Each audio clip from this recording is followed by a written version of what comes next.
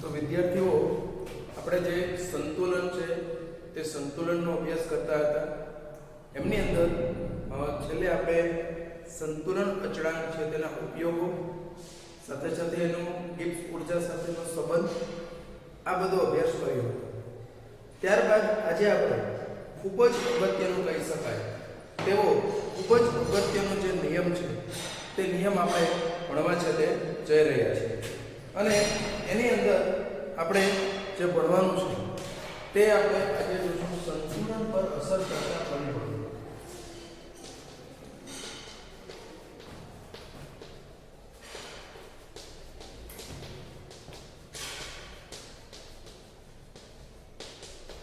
સંતુલન પર અસર કરતા જે પરિબળો છે તે પરિબળો વિશેનો આપણે અત્યારે છે તે અભ્યાસ કરવાનો છે. હવે અહીંયા આપણને પ્રશ્ન થશે કે ભાઈ સંતુલન ની અંદર એકચ્યુઅલી આપણે આગળ ભણ્યા છીએ કોઈ પણ રાસાયણિક પ્રક્રિયા હોય તેની અંદર છે તે પ્રક્રિયક છે તે પ્રક્રિયકનું છે તે નિપજમાં રૂપાંતરણ થાય છે. સામાન્ય રીતે કોઈ પણ રાસાયણિક પ્રક્રિયા જો થતી હશે તો કોઈ પણ રાસાયણિક પ્રક્રિયાનો એમ મુખ્ય ઉદ્દેશ્ય શું હોય તો કે એ પ્રક્રિયામાંથી આપણને છે તે મહત્તમ નિપજ મળે અને એ નિપજ મેળવવા માટે જે ઊર્જાની જરૂર છે તે આપણે ન્યૂનતમ ઊર્જા છે તે વપરાય. આવો દરેક પ્રક્રિયા પાછળનો ઉદ્દેશ્ય હોય છે. શું કીધું? ફરીથી કે કોઈ રાસાયણિક પ્રક્રિયા થતી હોય છે તેનો મુખ્ય ઉદ્દેશ્ય આપણો શું હોય છે તો કે એમાંથી આપણને મહત્તમ નિપજ મળે. એટલે જેટલો આપણો પ્રક્રિયક છે તે પ્રક્રિયકનું સંપૂર્ણપણે નિપજની અંદર છે તે રૂપાંતરણ થઈ જાય. આ એક વસ્તુ થઈ. અને બીજી વસ્તુ આવે તે એટલે આ નિપજ મેળવવા માટે શક્ય તેટલી ઓછી ઊર્જા, પછી જે ઊર્જા આપણે કોઈ પણ રીતે આપીએ તે શક્ય તેટલી છે તે ઓછી ઊર્જા છે તે એમાંથી ઉત્પન્ન થાય. પરંતુ આમ જો આપણે જોવા જઈએ તો અહીંયા પ્રશ્ન કેવો ઉપસ્થિત થાય છે કે ધારો કે કોઈ પ્રક્રિયાનું નિપજમાં રૂપાંતરણ થાય છે અને એ પ્રક્રિયા 60% ધારો કે પૂરી થઈ છે અને તે 60% પ્રક્રિયા પૂરી થતાની સાથે જ જો એની અંદર સંતુલન સ્થપાઈ જશે તો આપણને એમાંથી જેટલી મળવી જોઈએ તેટલી ખરેખર નિપજ મળશે નહીં. બરાબર છે? એમાંથી આપણને જોઈએ તેટલી નિપજ મળશે નહીં. સામાન્ય રીતે આપણે હવે એવી પરિસ્થિતિમાં શું કરવું પડે છે તો કે આ સ્થિતિમાં આપણે વધુ નિપજ મેળવવા માટે સંતુલનની અંદર રહેલી જે પ્રક્રિયા છે તેના માટે જે પ્રક્રિયા પરિસ્થિતિ જે છે તે પ્રક્રિયા પરિસ્થિતિમાં શું કરવું પડે છે તો કે ફેરફાર કરવો પડે છે. સામાન્ય રીતે આપણે જાણીએ છીએ કે આપણો સંતુલન અચળાંક Kc જે છે તે સંતુલન અચળાંક Kc નું જે મૂલ્ય છે તે Kc નું મૂલ્ય છે તે પ્રક્રિયક જે છે તે પ્રક્રિયકની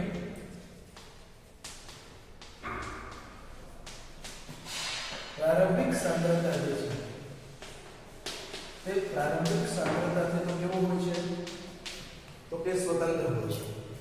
આ આપણે બહુ સારી રીતે જાણીએ છીએ કે ભાઈ સંતુલન અચળાંક Kc આપણો જે છે તે Kc નું મૂલ્ય છે તે જે તે પ્રક્રિયા માટેનું જે પ્રક્રિયક છે તે પ્રક્રિયકની જે પ્રારંભિક સાંદ્રતા હશે તે પ્રારંભિક સાંદ્રતા ઉપર આધારિત નથી. એટલે કે એમનાથી તે સ્વતંત્ર છે. પરંતુ જો આવી કોઈ પ્રક્રિયા સંતુલનમાં રહેલી હોય અને સંતુલનમાં રહેલી આવી પ્રક્રિયાની અંદર જો પછી સાંદ્રતાનો ફેરફાર કરવામાં આવે, પછી તે પ્રક્રિયકની સાંદ્રતાનો ફેરફાર કરવામાં આવે કે પછી નિપજની સાંદ્રતાનો ફેરફાર આવે તો હવે આપણું સંતુલન એમ જ રહેશે નહીં. સંતુલનની અંદર ફેરફાર થશે. એટલે કે જો આપણે ઓલરેડી સંતુલનમાં રહેલી પ્રક્રિયામાં કોઈ પણ ફેરફાર કરીએ તો એની અંદર છે તે શું થશે? તેની અંદર પુનઃ સંતુલન સ્થપાશે. એટલે કે એ પ્રક્રિયા પૂર્વગામી દિશામાં અથવા તો પ્રતિગામી દિશામાં શિફ્ટ થશે. આવી જ રીતનું જો કોઈ સંતુલનમાં રહેલી પ્રક્રિયા છે તે પ્રક્રિયામાં બીજા કોઈ પરિબળોનો ફેરફાર કરવામાં આવે, એટલે ધારો કે દબાણ છે, તાપમાન છે, આવા પરિબળોનો ફેરફાર જો કરવામાં આવે તો એવા સંજોગોમાં પણ એની અંદર છે તે શું થતું હોય છે, તો કે એવા સંજોગોમાં એનું સંતુલન છે તે પુનઃ પ્રસ્થાપિત થાય છે. તો આ પુનઃ પ્રસ્થાપિત થાય છે સંતુલન, તે કઈ રીતનું થાય છે, તો એમના માટે એક સિદ્ધાંત છે, તેને આપણે કહીએ છીએ લો સેટલિયર.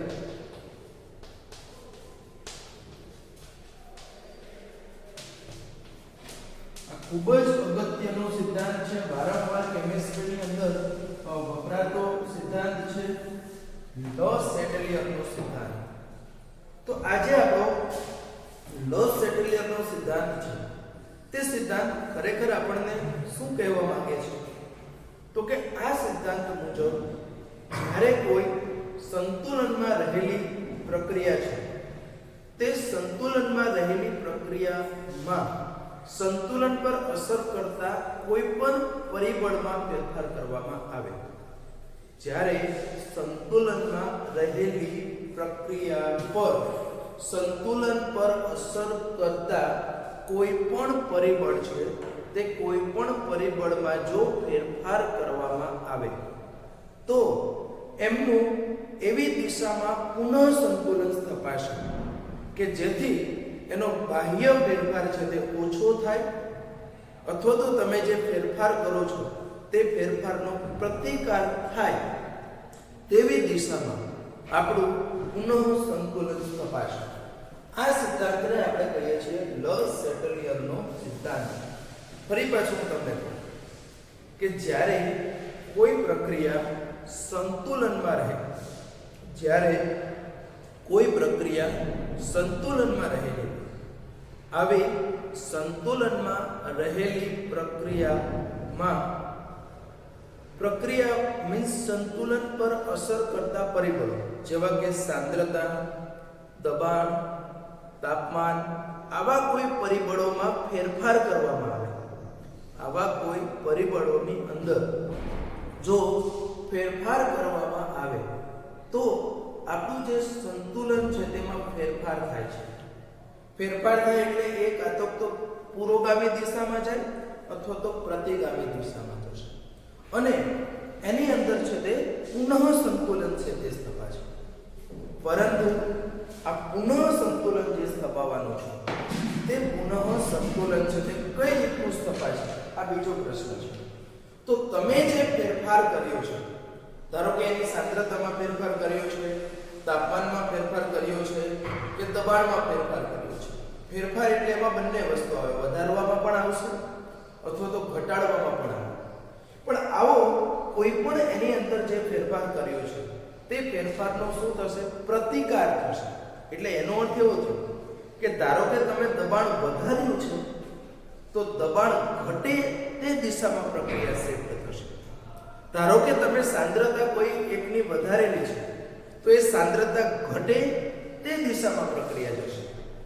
ધારો કે તમે સાંદ્રતા કોઈની ઘટાડેલી છે તો તે જેની તમે સાંદ્રતા ઘટાડેલી છે તે આપણો ઘટક છે તેની સાંદ્રતા વધે તે દિશામાં પ્રક્રિયા આગળ વધે અને એ મુજબ છે તેની અંદર છે તે પુનઃ સંતુલન ફરી પાછું છે તે સંતુલન સ્થપાશે, જે નવું સંતુલન હશે.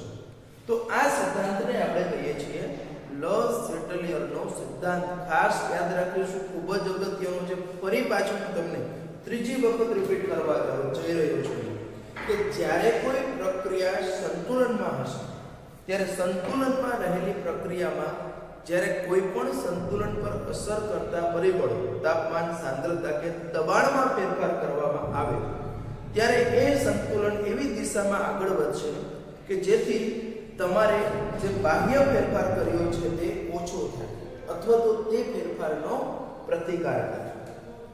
હવે અહીંયા આપણે 1 by 1 છે તે આવા પરિબળોનો અભ્યાસ કરવાનો છે.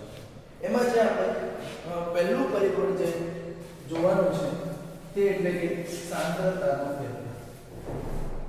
એ આપણે જોશું તો કે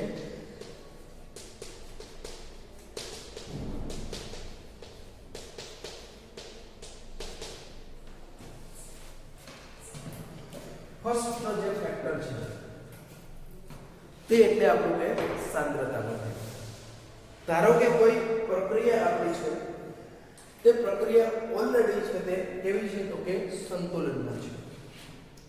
હવે સંતુલનમાં આવી પ્રક્રિયાની સાંદ્રતા બે રીતની થાય. કાં તો તમે એમાં કોઈ એક ઘટક એટલે પ્રક્રિયક પણ આવે અથવા તો નિપજ પણ આવે તે તમે ઉમેરો છો. તો એનાથી શું થશે તો કે તમે જે ઘટક ઉમેરો છો તે ઘટક જે ઉમેરેલો છે તે ઘટક વપરાય તે દિશામાં પ્રક્રિયા આગળ વધશે અથવા તો ઉમેરેલા ઘટકની સાંદ્રતામાં ઘટાડો થાય તે દિશામાં પ્રક્રિયા આગળ વધે. એટલે ઓવરઓલ એનું જે પ્રમાણ છે તે કેવું થઈ જશે તો કે સરખું થાય. અહીંયા આપણે ફરી પાછું કહું કે ધારો કે કોઈ એક ઘટક એટલે તેમાં નિપજ પણ હોય અથવા તો પ્રક્રિયકનો પણ ઘટક હોય. આવો પ્રક્રિયક અથવા તો નિપજનો ઘટક જે છે તે ધારો કે આપણે સંતુલનમાં રહેલી પ્રણાલીમાં ઉમેરીશું તો હવે પ્રક્રિયા આપણી કઈ દિશામાં જાય તો કે જ્યાં એ ઘટક વપરાતો હોય, બરાબર, એનું જે તાણ આપણે વર્ડ યુઝ કરીએ છીએ સ્ટ્રેસ, એ પ્રક્રિયાનું તાણ એ કઈ દિશામાં, જેમ પાણીના પ્રવાહનું તાણ હોય ને વિરુદ્ધ દિશામાં ના જઈ શકીએ આપણે. પાણીનો પ્રવાહ જે દિશામાં જતો હોય તે દિશામાં આપણે ચાલી શકીએ, એનું વિરુદ્ધ હોય તો તાણ વધારે હોય છે. બંને દિશામાં તાણ હોવાનું છે. એમાં અહીંયા પ્રક્રિયામાં પણ બંને દિશામાં તાણ છે. પણ તમે જો પ્રક્રિયક અથવા તો નિપજનો ઘટક એમાં ઉમેરશો તો એવા સંજોગોમાં આપણું જે તાણ છે તે એ ઘટક વપરાય અથવા તો એનું પ્રમાણ ઘટે તે દિશામાં પ્રક્રિયા છે તે આપણી આગળ વધે અને એની અંદર છે તે પુનઃ સંતુલન સ્થપાશે. એટલે એક વસ્તુ થયું પ્રક્રિયા અથવા નિપજનું ઉમેરવાનું છે. બીજું આપણે જોવાનું છે તેમાં આપણે કોઈ એક ઘટક જે છે તે ઘટક પ્રક્રિયક પણ હોઈ શકે અથવા પ્રક્રિયક અથવા તો નિપજ છે ને દૂર કરવી. ધારો કે કોઈ પ્રક્રિયા થઈ રહી છે, આ પ્રક્રિયાની અંદર કોઈ પણ આપણી જે પ્રક્રિયક અથવા તો નિપજ જે છે તેને પ્રક્રિયા મિશ્રણમાંથી આપણે દૂર કરીએ છીએ. એટલે બીજી રીતે કેવું હોય તો એનું પ્રમાણ આપણે ઘટાડીએ છીએ. તો લસ સેટલિયરના સિદ્ધાંત મુજબ જે પ્રક્રિયક અથવા તો જે નિપજનું પ્રમાણ તમે ઘટાડો છો તે પ્રક્રિયક અથવા તો તે નિપજ જે છે તે ઉત્પન્ન થાય તે દિશામાં પ્રક્રિયાનું તાણ હશે અને તે દિશામાં આપણી જે પ્રક્રિયા છે તે આગળ વધશે ત્યાં સુધી કે જ્યાં સુધી એની ખોટ પૂરી ના થાય, બરાબર, એની જ્યાં સુધી ઉણપ જે છે તે ઉણપ છે તે પૂરી ન થાય ત્યાં સુધી એ પ્રક્રિયા છે તે એ દિશામાં છે તે શું થશે તો કે આગળ વધશે. તો આ રીતનું આપણે અહીંયા જે યોગ્ય દિશામાં પ્રક્રિયા છે તે આપણી રૂપાંતરિત થશે. એટલે કે ટૂંકમાં મારે એવું કહી શકું કે ભાઈ પ્રક્રિયક લસ સેટલિયરના સિદ્ધાંત મુજબ જો પ્રક્રિયક અથવા તો નિપજની સાંદ્રતામાં ફેરફાર કરવામાં આવે તો જેની સાંદ્રતા આપણે ઘટાડીએ છીએ તે વધુ ઉત્પન્ન થાય તે દિશામાં એ પ્રક્રિયા આગળ વધશે, અથવા તો જેની સાંદ્રતા આપણે વધારીએ છીએ એટલે કે બહારથી જો એનું ઉમેરણ કરીએ છીએ તો એ વપરાય, ઇટ વિલ બી કન્ઝ્યુમ, એ વપરાય તે દિશામાં આપણી પ્રક્રિયા છે તે આગળ વધે છે. એટલે કે પુરોગામી દિશામાં પણ જશે, પ્રતિગામી દિશામાં પણ થશે, પણ ક્યાં સુધી તે પ્રક્રિયા જશે કે જ્યાં સુધી એની ખોટ પૂરી ન થાય, બરાબર છે. એટલે કે જ્યાં સુધી એની અંદર છે તે પુનઃ સંતુલન ના સ્થપાય, બરાબર, એની અંદર છે તે પુનઃ સંતુલન ન સ્થપાય ત્યાં સુધી આ પ્રક્રિયા છે તે કન્ટિન્યુઅસલી છે તે આપણી આગળ વધશે, બરાબર. હવે આપણે એક ઉદાહરણ દ્વારા આ વસ્તુ સમજવાનો પ્રયત્ન કરીએ. અત્યારે મેં તમને ટોટલી થિયોરિટિકલી કન્સેપ્ટ જે છે તે થિયોરિટિકલી કન્સેપ્ટ છે તે સમજાવ્યું. હવે આપણે એક ઉદાહરણ દ્વારા આ વસ્તુને સમજવાનો પ્રયત્ન કરીએ. આપણે વારંવાર આ ઉદાહરણ લીધું છે કે ભાઈ H2 અને I2 વચ્ચે પ્રક્રિયા થાય અને એમાંથી છે તે 2HI જે છે તે 2HI છે તેનું નિર્માણ થાય છે. હવે આ પ્રક્રિયાની અંદર આપણે જો સમજવાનો પ્રયત્ન કરીએ તો અહીંયા આપણે કહીએ કે HI નું નિર્માણ છે તે પુરોગામી પ્રક્રિયા છે, HI નું જે વિઘટન છે તે આપણી પ્રતિગામી પ્રક્રિયા છે. હવે ધારો કે કોઈ એક સમય એવો છે કે ત્યાં સંતુલન સ્થપાઈ ગયું છે. હું ડાયરેક્ટ એને ગ્રાફિકલી રિપ્રેઝન્ટ કરવા જઈ રહ્યો છું. તો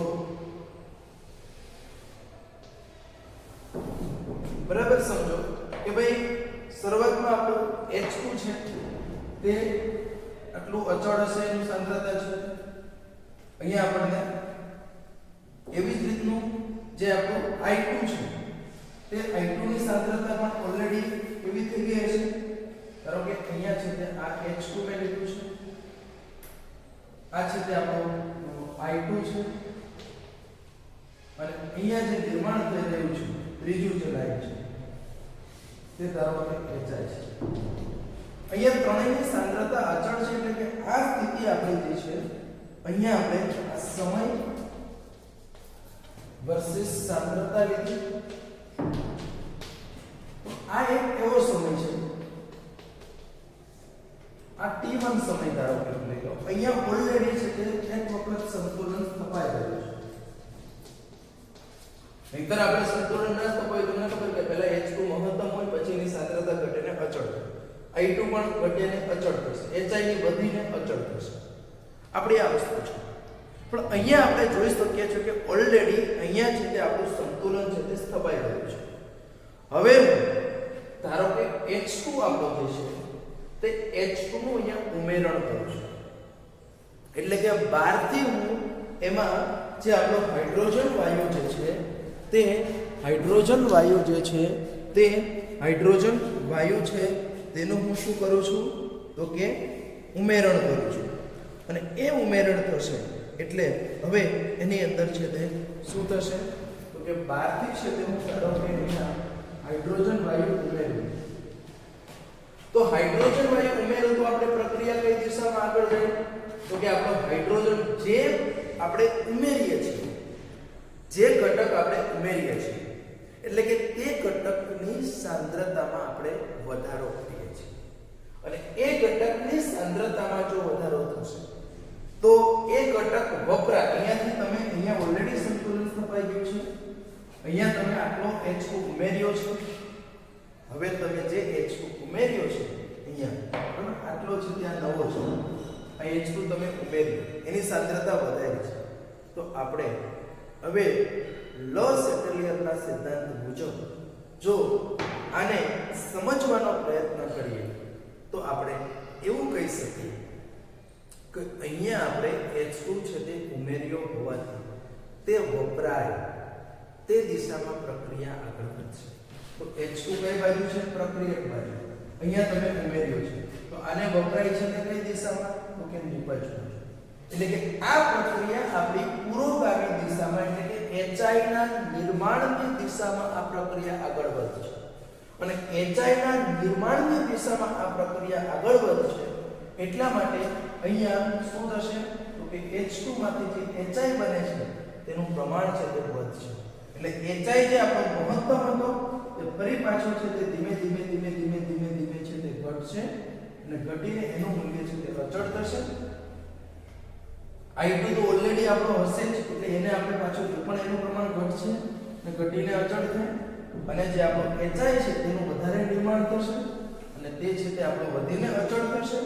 એટલે આ ધારો કે હવે બીજો સમય લઈ લો એટલે t2 સમય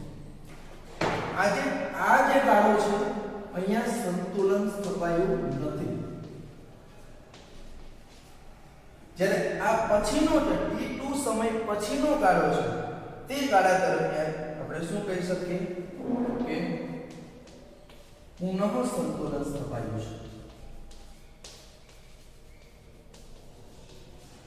બરાબર સમજી લો હું શું કહેવા માંગુ છું કે આ પ્રક્રિયાની અંદર ઓલરેડી સંતુલન અહીંયા t1 સમયે સ્થપાઈ ગયું છે હવે એ સંતુલન સ્થપાઈ ગયા બાદ હું એમાં છે તે H2 ઉમેરું છું એટલે અહીંયાની સાંદ્રતા વધી તો લસ એટલિયરના સિદ્ધાંત મુજબ જે પ્રક્રિયા કે નિપજ તમે ઉમેરો છો અથવા તો જેની સાંદ્રતામાં વધારો થાય છે તે ઘટે અથવા તો વપરાય તે દિશામાં પ્રક્રિયા આપણે આગળ વધે છે તો એ મુજબ અહીંયા આપણી જે પ્રક્રિયા છે તે H2 ઉમેર્યો એટલે તે વપરાય છે કઈ દિશામાં તો કે નિપજનું નિર્માણ થાય તે દિશામાં અને નિપજનું નિર્માણ છે તે અહીંયા કઈ દિશામાં થાય છે તો કે પુરોગામી દિશામાં એટલે કે વધારે નિપજ બનશે ગ્રાફિકલી એની સાંદ્રતા ઘટીને અચળ થશે I2 પણ H2 વપરાય એટલે I2 ઓટોમેટિક વપરાવાનો જ છે એટલે I2 પણ વપરાશે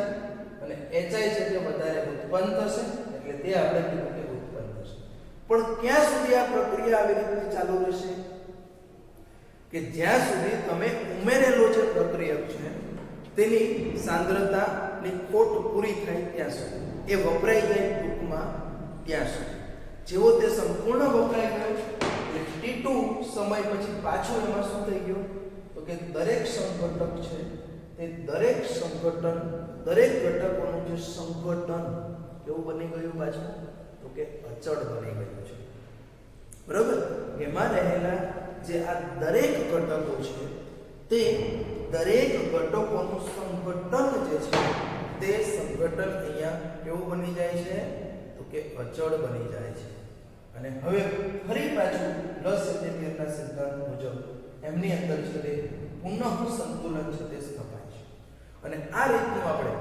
વધારે પ્રમાણમાં HI નું નિર્માણ કરી શકીએ છીએ આમાં આના કરતા રિવર્સ કરો તમે ધારો કે તમે HI જે ઉત્પન્ન થયો છે તે HI ને તમે પ્રક્રિયા મિશ્રણમાંથી બહાર કાઢી તો HI ને તમે પ્રક્રિયા મિશ્રણમાંથી સતત જેમ જેમ બહાર કાઢશો તો પણ આવું જ થશે HI ને તમે અહીંયા બહાર કાઢશો એટલે આ પ્રક્રિયા આપણે ફરી પાછી છે તે કઈ દિશામાં આગળ વધશે કે ઓબ્વિયસલી છે તે HI ના નિર્માણ તરફ જે તમે પ્રક્રિયક કે નિપજ દૂર કરો છો તે વધુ ઉત્પન્ન થાય તે દિશામાં પ્રક્રિયા આગળ વધે છે એટલે HI ને તમે જો પ્રક્રિયા મિશ્રણમાંથી સતત દૂર કરતા જાઓ તો એમાં સંતુલન તપાસશે અને પ્રક્રિયા સતત ને સતત આગળ વધતી રહેશે એટલે કે આપણને સતત ને સતત HI જે છે આપણો તે HI નું છે તે શું થશે એમાં તો કે નિર્માણ થશે ખાસ કરીને આપણે જે એક બે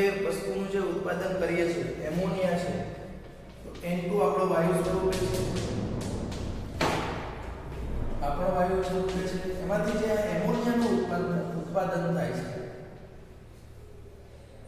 તો આ એમોનિયાનું જે ઉત્પાદન થાય છે તો અહીંયા શું કરવામાં આવે તો કે કલા પરિવર્તન કરી દેવામાં આવે ઘણી વખત જો આપણે ઘન કે વાયુ અવસ્થામાંથી નિપજ આપણી જે બને છે તે જુદી અવસ્થામાં ખાસ કરીને જો બાષ્પશીલ નિપજ હોય તો એ બાષ્પશીલ નિપજને આપણે શું કરીએ તો કે પ્રક્રિયા મિશ્રણમાંથી આપણે એને સતત બહાર કાઢતા જઈએ અને એ પ્રક્રિયા મિશ્રણમાંથી આપણે એને જો સતત બહાર કાઢતા જઈએ તો આ પ્રક્રિયા છે તે આપણી સતત કેવી થાય છે તો કે આગળ વધતી રહે છે અને આપણને વધારે ને વધારે પ્રમાણમાં નિપજ મળે છે આ વસ્તુ આપણે એમોનિયાના ઉત્પાદનમાં એપ્લાય કરીએ છીએ કઈ રીતનું તો કે એમોનિયા ઉત્પન્ન થાય તે કેવો હોય તો કે તેને વાયુમાંથી પ્રવાહીકરણ કરી દેવામાં આવે છે તો એનું પ્રવાહીકરણ કરી દે એટલે એમોનિયા છે તે પ્રક્રિયા મિશ્રણમાંથી સતત દૂર થતો છે અને વધારે ને વધારે એમોનિયાનું ઉત્પાદન થાય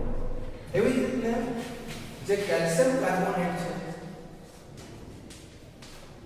તેનું વિઘટન આપણે કરીએ તો એમાંથી આપણને કેલ્શિયમ ઓક્સાઇડ અને CO2 મળે છે તો આ પ્રક્રિયામાં આ એકચ્યુઅલી આ પ્રક્રિયાનો ઉપયોગ આપણે CaO ના નિર્માણમાં, કેમ કે બાંધકામ ક્ષેત્રમાં સિમેન્ટનો આ અગત્યનો ઘટક છે, ચૂનાનો. એટલે આનું જો આ પ્રક્રિયા આમ જ થવા દઈએ તો આફ્ટર સમ ટાઈમ શું થશે તો કે સંતુલન સ્થપાઈ જશે.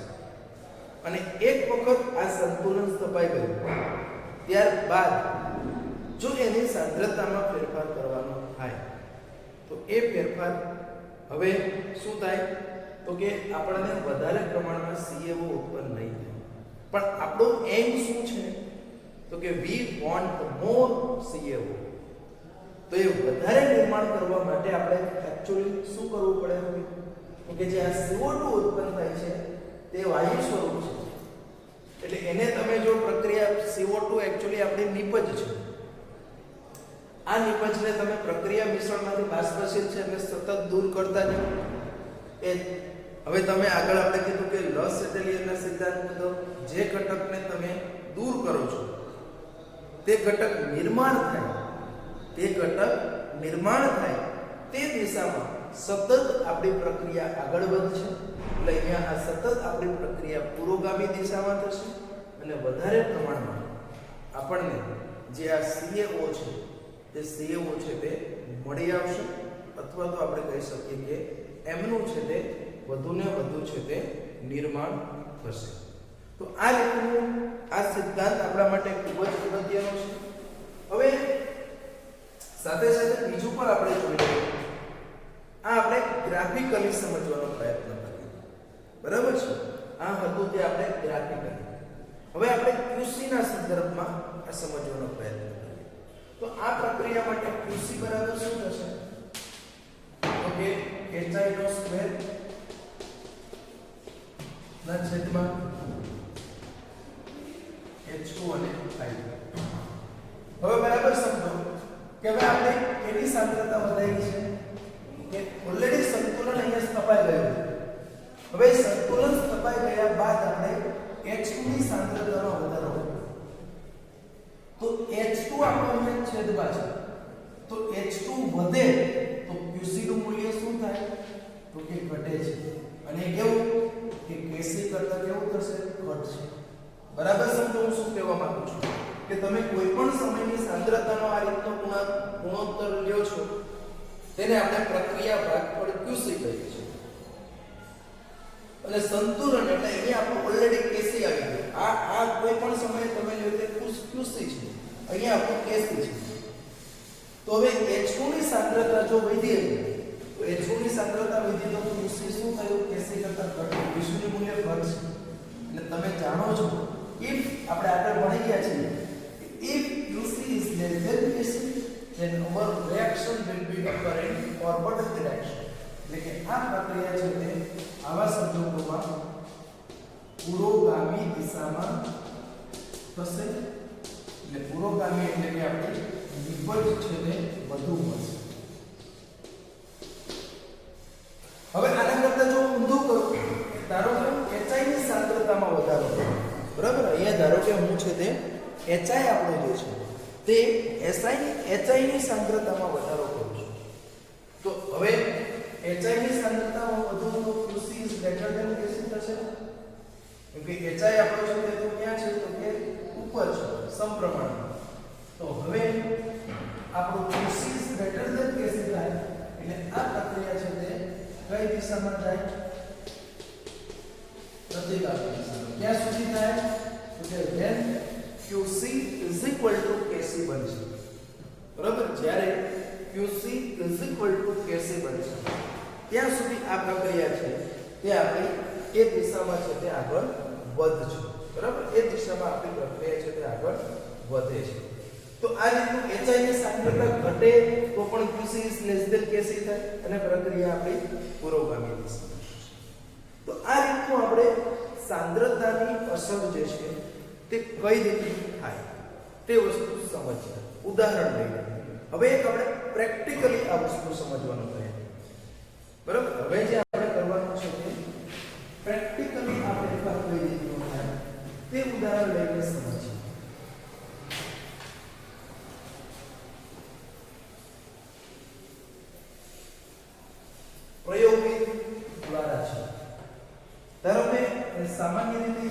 Fe+3 નું જે દ્રાવણ હોય એ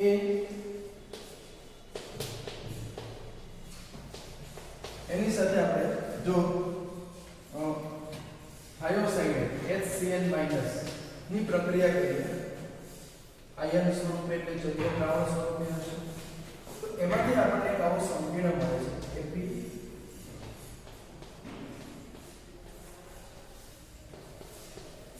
એ પણ આપણો જનરલી ગ્રેજ્યુએશન તો સામાન્ય રીતે Fe+ નું છે તે પીળા રંગનું બરાબર Fe+3 છે તે આપણો કેવો હોય છે તો કે પીળા રંગનું છે આ HCl- એટલે જે આપણું થાયોસાઇનેટ જે છે તે થાયોસાઇનેટ છે તે આપણો કેવો હોય છે તો કે રંગહીન છે અને એ બંને વચ્ચેની પ્રક્રિયા થઈને એ બંને વચ્ચે પ્રક્રિયા થઈને આપણને જે સંકીર્ણ મળ્યું FeCl+ તે સંકીર્ણ કેવો હોય છે તો કે એ સંકીર્ણ આપણો છે તે ઘેરા લાલ રંગનો હોય છે એ સંકીર્ણ છે તે આપણો કેવો હોય છે ઘેરા લાલ રંગનો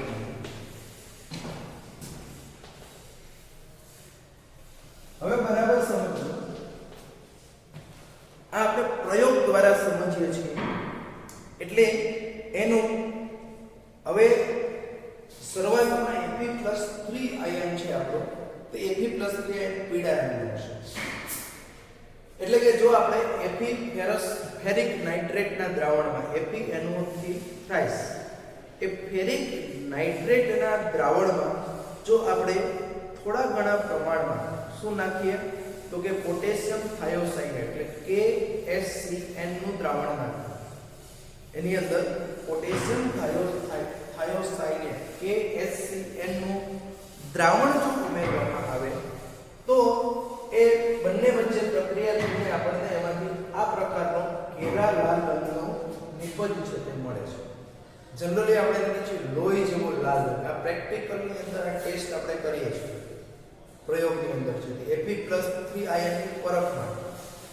Fe+3 આયનની પરખ માટે આપણે આ કસોટી કરીએ છીએ તો હવે અહીંયા આ જે ઘેરો લાલ રંગ આપણને જોવા મળ્યો છે તે રંગ ખરેખર કઈ રીતનું છે તો આ પ્રક્રિયામાં શરૂઆતમાં પીળો રંગ હશે જેમ જેમ એમાંથી આ બનતું જશે તેમ તેમ ઘેરો લાલ રંગ આવતો જશે એટલે કે ઘેરા લાલ રંગની તીવ્રતા વધશે પણ જ્યારે એમાં સંતુલન સ્થપાઈ જશે એટલે કે પુરોગામી અને પ્રતિગામી આ બંને પ્રક્રિયાનો વેગ જ્યારે સરખો થઈ જશે જેને આપણે કહીએ છીએ ગતિશીલ સંતુલન આ બાજુ ભૂલાઈ ના જાય આપણે ડાયનેમિક ઇક્વિલિબ્રિયમ જ્યારે એમાં આ રીતનું ગતિશીલ સંતુલન સ્થપાશે ત્યારે આ પ્રક્રિયા છે તે એમાં લાલ રંગ જે છે તે લાલ રંગની તીવ્રતા કેવી થઈ જશે તો કે અચળ થઈ જશે અને એ સમયે જો આપણે એની કેસીનું મૂલ્ય સંતુલન અચળાંક લઈએ તો તેનું મૂલ્ય શું હોય તો કે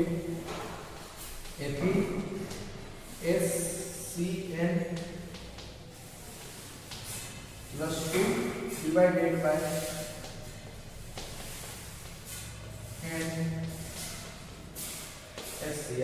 આ બધું છે તે એક્વિયસ ફેઝની અંદર આપણું છે એટલે કે જલીય દ્રાવણ સ્વરૂપે જે છે તે હવે આપણે બરાબર સમજીએ કે આમાં જ્યારે એની અંદર આ રીતની સાંદ્રતા મીન્સ સંતુલન તપાસે ત્યારે દરેક સંગઠન દરેક ઘટકો છે તેનું સંગઠન અચળ થઈ જશે અને એ સમયે આપણો જે આ લાલ રંગ છે તે લાલ રંગની તીવ્રતા પણ અચળ થઈ જશે હવે લોસ એન્જલિયનના સિદ્ધાંત મુજબ આ સંતુલનમાં ઇન્વોલ્વ કોઈ પણ એક ઘટકની સાંદ્રતામાં ફેરફાર થાય ધારો કે આપણે Fe+3 ની સાંદ્રતા ઘટાડીએ છીએ અને એમાં હું ઓક્ઝેલિક એસિડ જે છે ઓક્ઝેલિક એસિડ છે તે ઉમેરું છું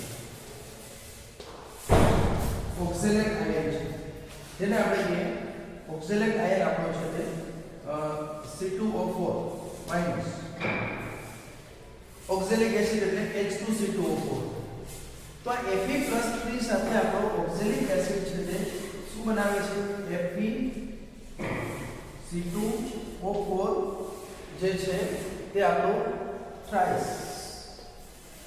તો એક આ શું અહીંયા -2 આવે C2O4 -2. આ એક્ચ્યુઅલી આપણો ઓક્ઝેલિક એસિડ છે. બરાબર છે. આ આપણે આયનિક પ્રક્રિયા કરીએ કે ઓક્ઝેલિક આયન છે. એટલે આ આખી પ્રક્રિયા આવી પડશે કે ભાઈ Fe+3 આપણો પ્લસ C2O4 -2 3 મોલ સાથે પ્રક્રિયા થાય.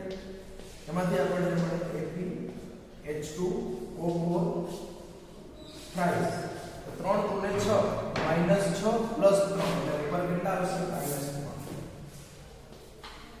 ટૂંકમાં અહીંયા એવું થયું કે તમે આમાં ઓક્ઝેલેટ આયન ઉમેર્યો. તમે આની અંદર ઓક્ઝેલેટ આયન ઉમેર્યો એટલે શું થશે? તો આ પ્રક્રિયા મિશ્રણમાંથી માત્ર કોની સાથે પ્રક્રિયા કરશે? તો કે Fe+3 અને Fe+3 સાથે જો તે પ્રક્રિયા કરે તો હવે એની અંદર શું થશે? તો કે Fe+3 સાથે તે પ્રક્રિયા કરે છે એટલા માટે Fe+3 અહીંયા વપરાઈ ગયો એટલે એની સાંદ્રતા જે છે એની સાંદ્રતા ઘટશે.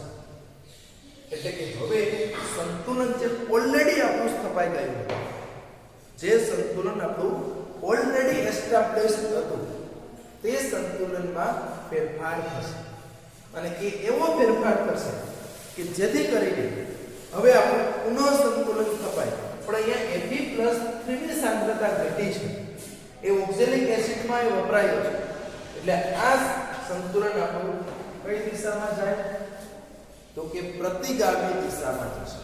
અને પ્રતિગામી દિશામાં જાય એટલે લાલ રંગની જે તીવ્રતા છે તે લાલ રંગની તીવ્રતામાં શું થાય? તો કે ઘટાડો થાય છે. બરાબર? લાલ રંગની તીવ્રતા જે છે તે લાલ રંગની તીવ્રતામાં ઘટાડો થશે. એટલે અહીંયા Fe+3 આયનની સાંદ્રતા એટલે પ્રક્રિયક છે આપણે, એ પ્રક્રિયક ઘટે તો એની અંદર છે તે શું થાય? તો કે પ્રક્રિયક ઘટ્યો એટલે તે નિર્માણ થાય તે દિશામાં તાણ હોય અને તે દિશા એટલે આપણે પ્રતિગામી દિશામાં. એટલે આપણો પ્રક્રિયક જે છે તે પ્રક્રિયક છે તે વધારે બનશે અને પ્રક્રિયક વધારે બનશે એટલે આપણી જે ઉપજ બાજુ લાલ રંગ હતો તે લાલ રંગની તીવ્રતામાં ઘટાડો. ધારો કે હું Fe+3 ની સાંદ્રતામાં કોઈ ફેરફાર ઓક્ઝેલેટ આયન એમાં નથી ઉમેર્યો, એને બદલે હું છે તેમાં HgCl2 ઉમેરું. તો HgCl2 શું કરશે? તો કે આપણો જે HCl- છે તેની સાથે તે પ્રક્રિયા કરે છે. બરાબર? આજે આપણો Hg+2 આયન જે છે તે HgCl2 એટલે HgCl2 માં આયન કયો છે? આપણો Hg+2. એની સાથે પ્રક્રિયા કરીને આપણે આવો સંકેત આપે છે. એટલે એ +2 આ 4 લીધા એટલે ઉપર -2 છે. +2 -2 એટલે -2. તો અહીંયા શું થયું હવે?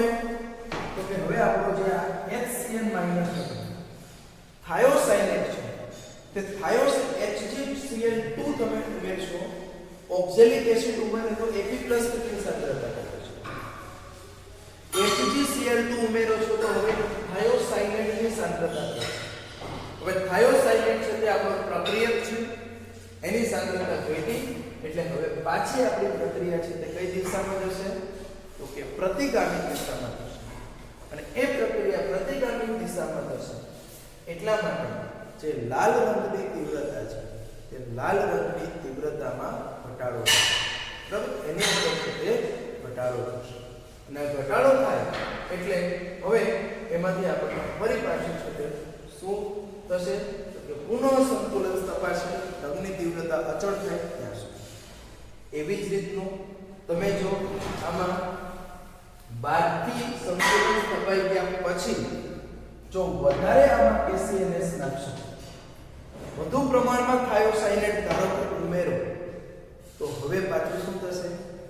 પ્રક્રિયકની સાંદ્રતા વધી છે, પ્રક્રિયકની સાંદ્રતા વધે કે એ પ્રક્રિયા આપણે હવે કઈ દિશામાં જશે તો કે એ દિશા આપણી પુરોગામી દિશામાં જશે અને પુરોગામી દિશામાં પ્રક્રિયા થાય એટલે લાલ રંગની તીવ્રતામાં શું થશે તો કે વધારો થશે ક્યાં સુધી કે જ્યાં સુધી એની અંદર છે તે પુનઃ સંતુલન સ્થપાય ત્યાં સુધી બરાબર જ્યાં સુધી એની અંદર પુનઃ સંતુલન સ્થપાશે ત્યાં સુધી છે તે આ રીતનું સ્થપાશે તો આ રીતનું લોસ એન્જેલિયરના સિદ્ધાંત પરથી આપણે સાંદ્રતામાં ફેરફાર કરીને સંતુલન ઉપર કઈ રીતની અસર થાય છે તે સમજવા માટેનો પ્રયત્ન આપણે બધી જ રીતે કર્યો QC કેસીના સંબંધથી પણ આપણે કર્યો એવી જ રીતનું આપણે ઉદાહરણ લઈને પણ સમજ્યા ગ્રાફિકલી પણ સમજ્યા પ્રયોગ દ્વારા પણ આપણે સમજ્યા ત્યાર પછી હવે બીજું પરિબળ છે તે એટલે કે દબાણની અસર તેનો આપણે હવે પછીના લેક્ચરની અંદર છે તે અભ્યાસ કરીશું